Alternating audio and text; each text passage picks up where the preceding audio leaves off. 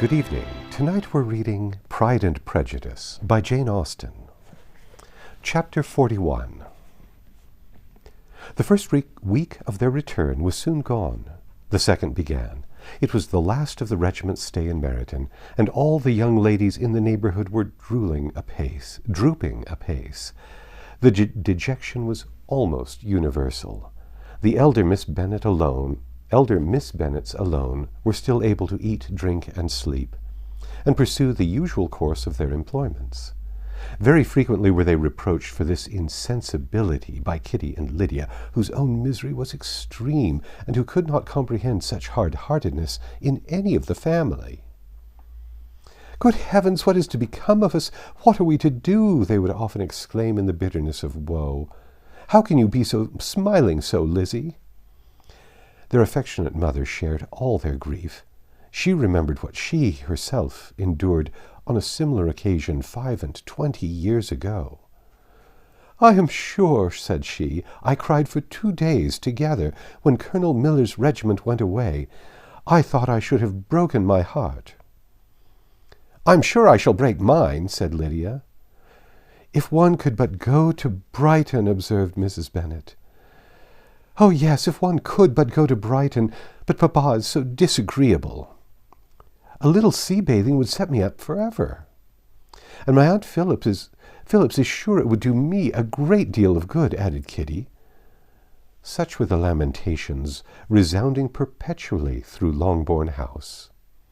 Elizabeth tried to be diverted by them, but all sense of pleasure was lost in shame. She felt anew the justice of Mr. Darcy's objections, and never had she before been so much disposed to pardon his interference in the views of his friend.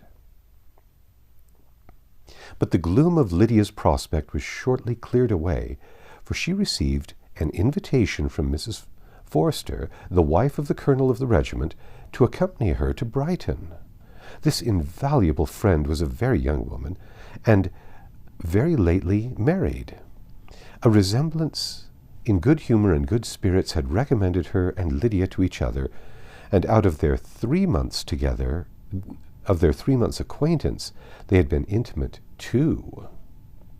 The rapture of Lydia on this occasion, her adoration of Mrs. Forster, the delight of Mrs. Bennet, and the mortification of Kitty are scarcely to be described. Wholly inattentive to her sister's feelings, Lydia flew about the house in restless ecstasy, calling for everyone's congratulations, and laughing and talking with more violence than ever, while the luckless Kitty continued in the parlour, repining at her fate in terms as unreasonable as her accent was peevish.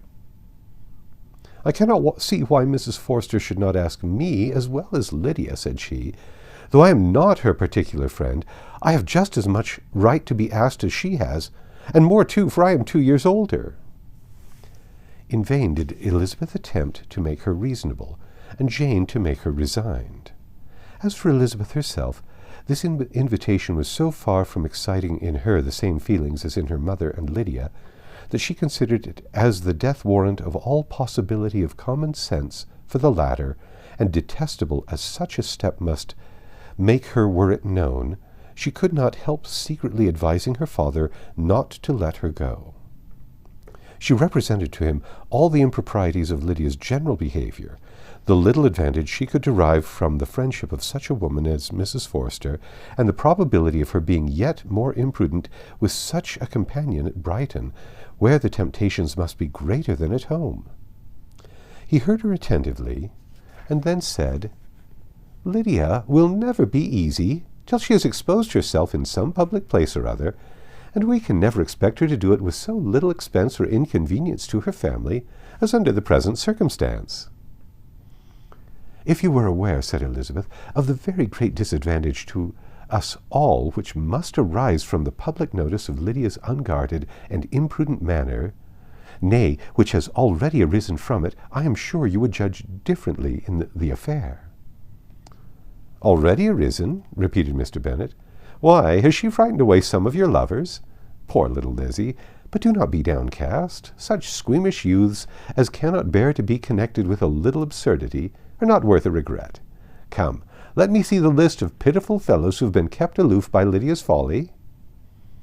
Indeed, you are mistaken. I have no such injuries to resent.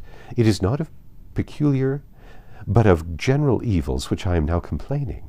Our importance, our respectability in the world must be affected by the wild volatility, the assurance and disdain of all restraint which mark Lydia's character. Excuse me, for I must speak plainly. If you, my dear father, will not take the trouble of checking her exuberant spirits, and of teaching her that her present pursuits are not to be the business of her life, she will soon be beyond the reach of amendment. Her character will be fixed, and she will, at 16, be the most determined flirt that ever made herself and her family ridiculous. A flirt, too, in the worst and meanest degree of flirtation, without any attraction beyond youth and a tolerable person, and from the ignorance and emptiness of her mind, wholly unable to ward off any portion of that universal contempt which her rage for admiration will excite. In this danger Kitty is also comprehended. She will follow wherever Lydia leads, vain, ignorant, idle, and absolutely uncontrolled. Oh, my dear father, can you suppose it possible that they will not be censured and despised wherever they are known, and that their sisters will not be involved in the disgrace? Mr. Bennet saw that her whole heart was in the subject, and affectionately taking her hand, said in reply, "Do not make yourself uneasy, my love. Wherever you and Jane are known, you must be respected and valued, and you will not appear to less advantage for having a couple of, or may I say 3, very silly sisters. We shall have no peace at Longbourn if Lydia does not go to Brighton. Let her go, then. Colonel Forster is a sensible man, and will keep her out of any real mischief, and she is luckily too poor to be an object of prey to anybody. At Brighton she will be of less importance even as a common flirt than she has been here. The officers will find women better worth their notice. Let us hope, therefore, that her being there may teach her her own insignificance. At any rate, she cannot grow many degrees worse, without authorizing us to lock her up for the rest of her life." With this answer Elizabeth was forced to be content. But her own opinion continued the same, and she left him disappointed and sorry. It was not in her nature, however, to increase her vexations by dwelling on them. She was confident of having performed her duty, and to fret over unavoidable evils, or augment them by anxiety, was no part of her disposition. Had Lydia and her mother known the substance of her conference with her father, their indignation would hardly have found expression in their united volubility. In Lydia's imagination, a visit to Brighton comprised every possibility of earthly happiness. She saw with the creative eye of fancy the streets of that gay bathing-place covered with officers. She saw herself the object of attention to tens and to scores of them at present unknown. She saw all the glories of the camp, its tents stretched forth in beauteous uniformity of lines, crowded with the young and gay, and dazzling with scarlet. And, to complete the view, she saw herself seated beneath a tent, tenderly flirting with at least 6 officers at once. Had she known that her sister sought to tear her from such prospects and such realities as these, what would have been her sensations? They could have been understood only by her mother, who might have felt nearly the same. Lydia's going to Brighton was all that consoled her for her melancholy conviction of her husband's never intending to go there himself.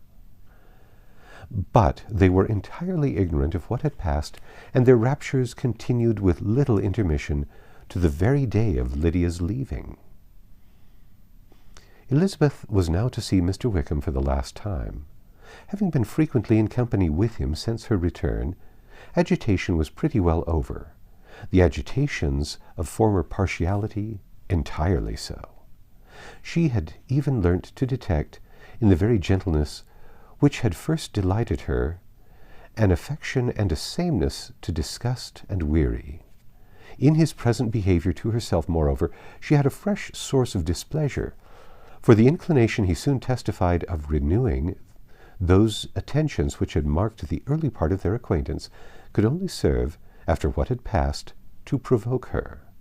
She lost all concern for him in finding herself thus selected as the object of such idle and frivolous gallantry, and while she steadily repressed it, could not but feel the reproof contained in his behavior that however long and for whatever cause his attentions had been withdrawn, her vanity would be gratified and her preference secured at any time by their renewal.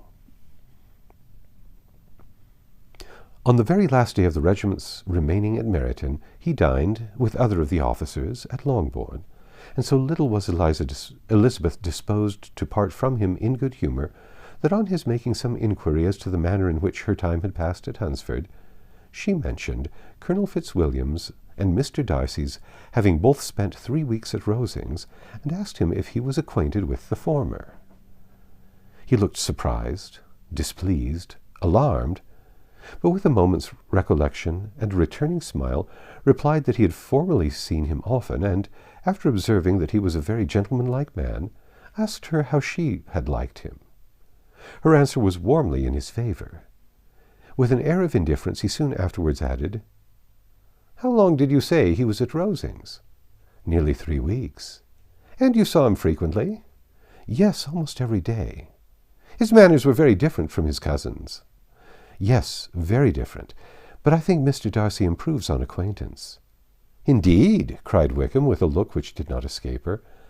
"And pray, may I ask—" But checking himself, he added, in a gayer tone, "Is it in address that he improves? Has he designed to add aught of civility to his ordinary style? For I dare not hope," he continued in a lower and more serious tone, "that he is improved in essentials." "Oh, no," said Elizabeth. "In essentials, I believe he is very much what he ever was." While she spoke, Wickham looked as if scarcely knowing whether to rejoice over her words or to distrust their meaning. There was something in her countenance which made him listen with an apprehensive and anxious attention, while she added, "When I said that he improved on acquaintance, I did not mean that either his mind or manners were in a state of improvement, but that, from knowing him better, his disposition was better understood." Wickham's alarm now appeared in a heightened complexion and agitated look. For a few minutes he was silent, till, shaking off his embarrassment, he turned to her again, and said in the gentlest of accents, "You, who so well know my feelings toward Mr. Darcy, will readily comprehend how sincerely I must rejoice that he is wise enough to assume even the appearance of what is right.